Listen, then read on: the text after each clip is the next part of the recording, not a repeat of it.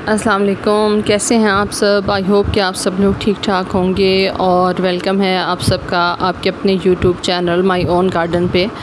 आज के टॉपिक पे आने से पहले कुछ बात है मुझे आप लोगों के साथ शेयर करनी है और आई होप कि आप उस चीज़ को अंडरस्टैंड करेंगे और मेरा पॉइंट ऑफ व्यू भी आप सब लोगों के सामने क्लियर हो जाएगा।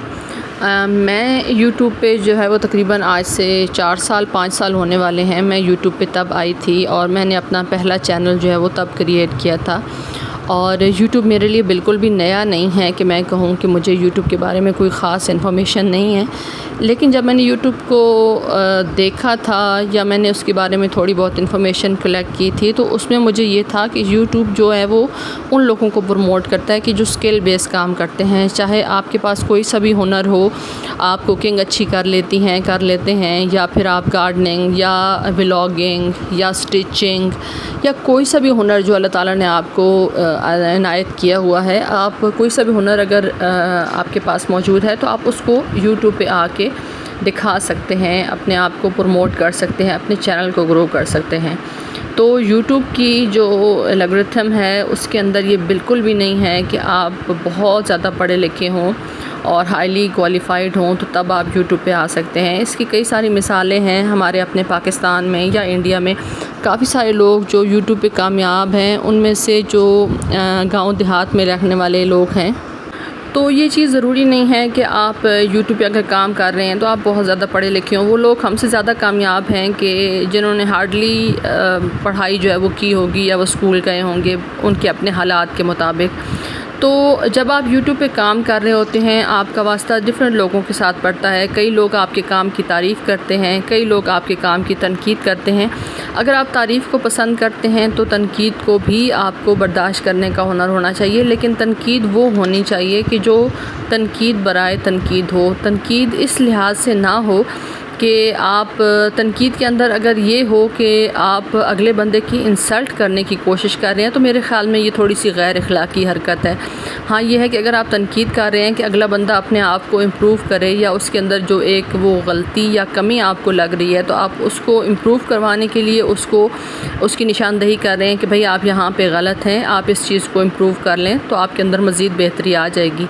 लेकिन तनकीद बराए तनकीद इस लिहाज से करना कि अगले बंदे की आप इंसल्ट करने की कोशिश करें, और जो मेरे ख़्याल में नाकाम कोशिश ही होगी कि अगर आप इतना बिलो द बेल्ट जा के बात करें तो मेरे ख़्याल में ये ज़्यादा आप अच्छी हरकत नहीं कह सकते। आप अपने आप को भी एक्सपोज़ करते हैं कि अगर आप किसी की वीडियो पे जाके इस तरह का कमेंट छोड़ते हैं और उसमें उसका मजाक या उसकी तज़हीक करने की कोशिश करते हैं तो मेरे ख़्याल में ये गलत है।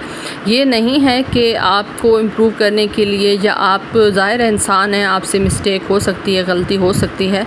तो आप अगर किसी दूसरे बंदे की कोई गलती देखते हैं या उसमें कोई कमी कोताही देखते हैं तो आप उसको मुनासिब अल्फाज में अच्छे तरीके से भी बता सकते हैं कि भाई आपकी ये वाली गलती है, आप इसको इम्प्रूव करें, या आपने ये मिस्टेक की है, काइंडली इसको करेक्ट कर लें। उसके बजाय ये चीज़ कहना कि भाई अगर आप पढ़े लिखे नहीं हैं या आपको इंग्लिश नहीं आती तो आप जो है वो उर्दू में लिख लिया करें। भाई काफ़ी सारे वर्ड्स ऐसे होते हैं कि जैसे हम अपनी रोज़मर्रा की ज़िंदगी में उनको इस्तेमाल करते हैं, और आजकल के टाइम में इंग्लिश जो है वो इस तरह से हमारी रोज़मर्रा की जो बोल चाल है उसके अंदर शामिल हो चुकी है कि ना चाहते हुए भी हमें काफ़ी सारे अल्फाज जो हैं वो इंग्लिश में बोलने पड़ जाते हैं। और सेम इसी तरीके से जब आप कोई भी काम यूट्यूब के हवाले से करते हैं तो अगर टाइटल लिखने या डिस्क्रिप्शन में कुछ इस तरह का काम भी आ जाता है तो फिर आप उसको थोड़ा सा बेहतर करने की कोशिश में लगे रहते हैं।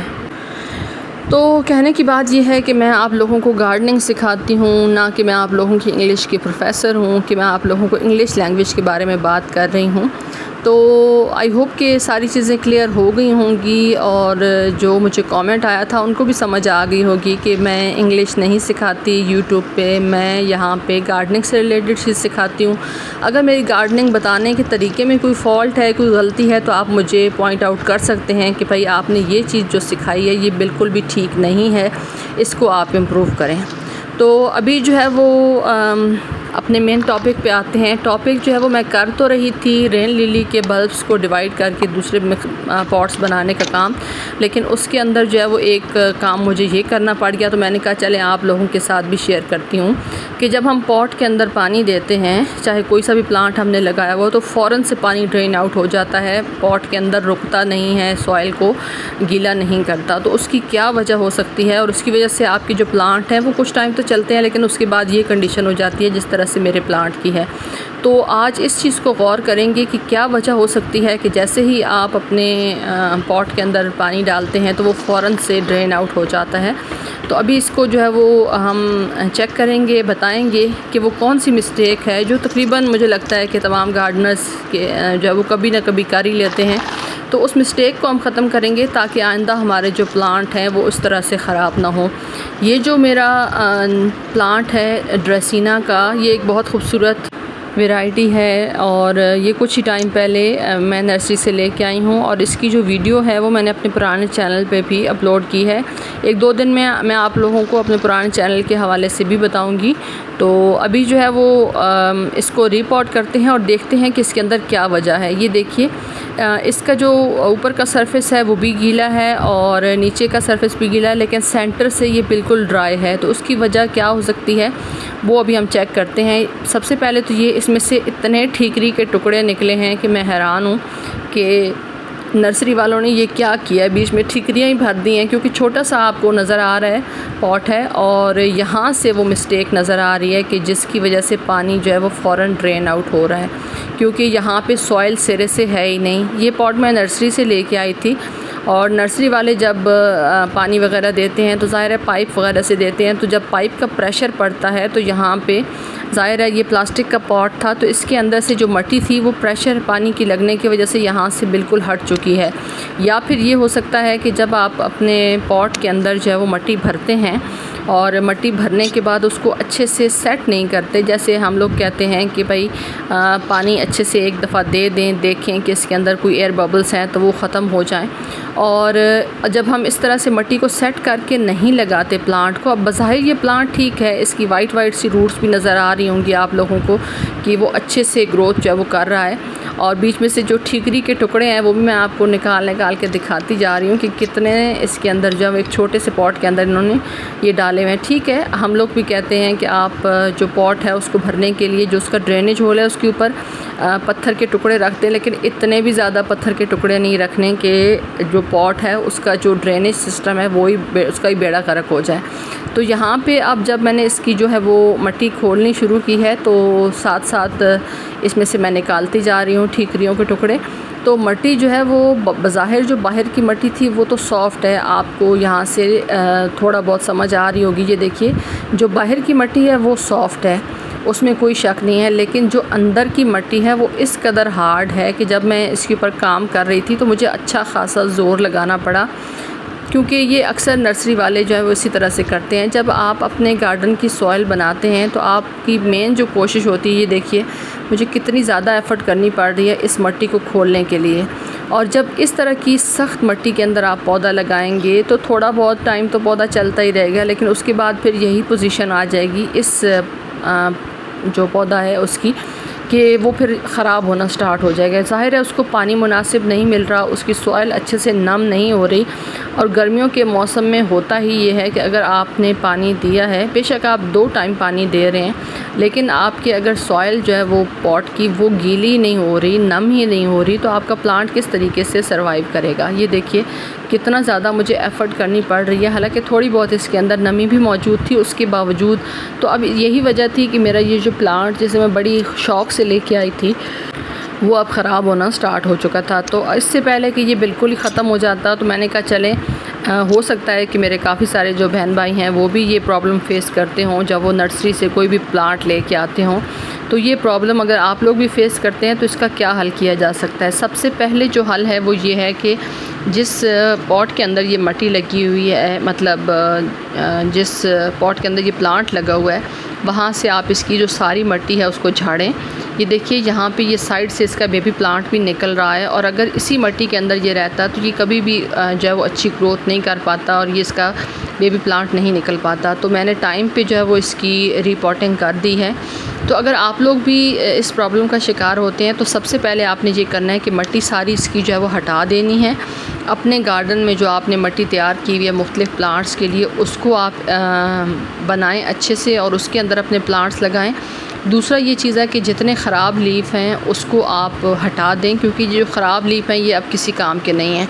तो मिट्टी जो तैयार करनी है वो वेल ड्रेन करनी है, चाहे तो इस तरह से आप उसकी जो ड्रेनेज होल है उसके ऊपर ठीकरी वगैरह रखने के बाद थोड़ी बहुत जो खुश्क पत्ते रख सकते हैं, उससे ड्रेनेज सिस्टम अच्छा मिलता है, आगे चल के जो ग्रोथ है वो प्लांट की अच्छे से होती है। तो ये वाली मिट्टी मैं इस्तेमाल कर रही हूँ, साथ आप लोगों को दोनों का फ़र्क भी दिखा रही हूँ कि जो नर्सरी की मिट्टी है वो कितनी ज़्यादा सख्त है और जो दूसरी मिट्टी है वो कितनी ज़्यादा सॉफ्ट है। तो सख्त मिट्टी के अंदर कभी भी लगा के अपने प्लांट को आप ख़राब ना करें। यहाँ पे देखिए कि अगर मैं इसकी मुट्ठी बनाने की कोशिश भी करती हूँ तब भी ये नहीं बन रही, मींस कि हमारी जो अपने घर की जो मिट्टी तैयार है वो बहुत ज़बरदस्त है। तो इसको मैंने अब इसके अंदर ऐड किया है। इसके अंदर किचन वेस्ट की खाद है, सैंड है और गार्डन सॉइल है। गार्डन सॉइल वो सॉइल है कि जो इससे पहले मैं मुख्तलिफ़ प्लांट्स में इस्तेमाल करती रहती हूँ। तो अभी इसको भर लिया है। ये कोन शेप का एक मिट्टी का पॉट है जो मैं इसके लिए रेडी कर रही हूँ, तकरीबन 10 इंच इसका होगा डायामीटर। तो इसके अंदर जब मैं इसको लगाऊंगी तो इसमें इसकी आगे इंशाल्लाह ग्रोथ भी अच्छे तरीके से होगी। इसमें से हाफ़ मिट्टी मैंने हाफ़ से थोड़ा सा ऊपर जो है वो मिट्टी मैंने निकाल ली थी ताकि प्लांट को मैं अच्छे से सेट कर सकूं। प्लांट के रूट्स को मैंने कट नहीं किया था क्योंकि इसके अंदर जो है वो आगे अब बेबी प्लांट्स निकल रहे हैं तो प्लांट ज़्यादा स्ट्रेस में ना जाए। अभी वैसे भी हमारे यहाँ गर्मी बहुत ज़्यादा है। तो अब जो मिट्टी मैंने निकाली थी वो मैंने साइडों पे अच्छे तरीके से इस तरह से सेट कर दी है ताकि जो हमारा प्लांट है इसकी सारी रूट्स जो है वो अच्छे से कवर हो जाएं।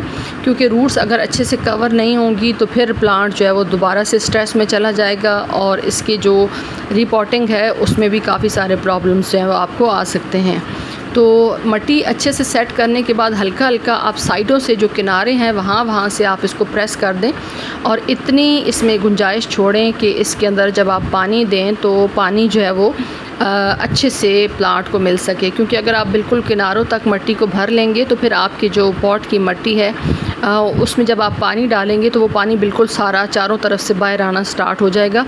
कम से कम 1 इंच 2 इंच जो है वो आप इसके अंदर छोड़ें पानी डालने की जगह, यानी इतना पूरा किनारों तक अपने पॉट को ना भरें। और जब आप पानी डालेंगे तो ऑटोमेटिकली जो है वो सॉइल जो बैठती है यानी सेट होती है वो बैठ जाएगी और थोड़ा सा आपको आधा इंच या 1 इंच और गुंजाइश मिल जाएगी कि जब आप अपने प्लांट को पानी दें तो आपको थोड़ी जगह ज़्यादा मिल जाएगी।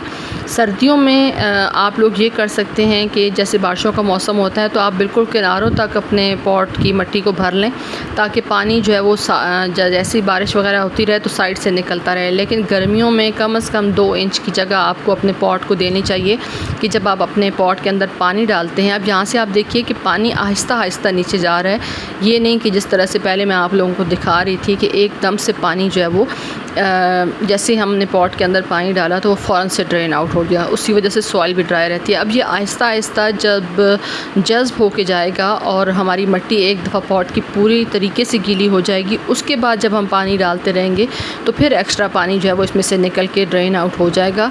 ये नहीं होगा कि एकदम से डालते जाओ और एकदम से जो पानी है वो ड्रेन आउट होता रहे। जब हम इस तरह से पानी दे रहे हैं तो ज़ाहिर है मिट्टी के अंदर छोटे छोटे से गड्ढे बन जाते हैं, तो वो आपने ख़ुद चेक करना है कि जब आपका पानी जो है वो एक्स्ट्रा ड्रेन आउट हो जाए तो उसके बाद आपने उस जगह पे सॉइल को और डाल देना है ताकि उसके अंदर गड्ढा ना बने पॉट के अंदर।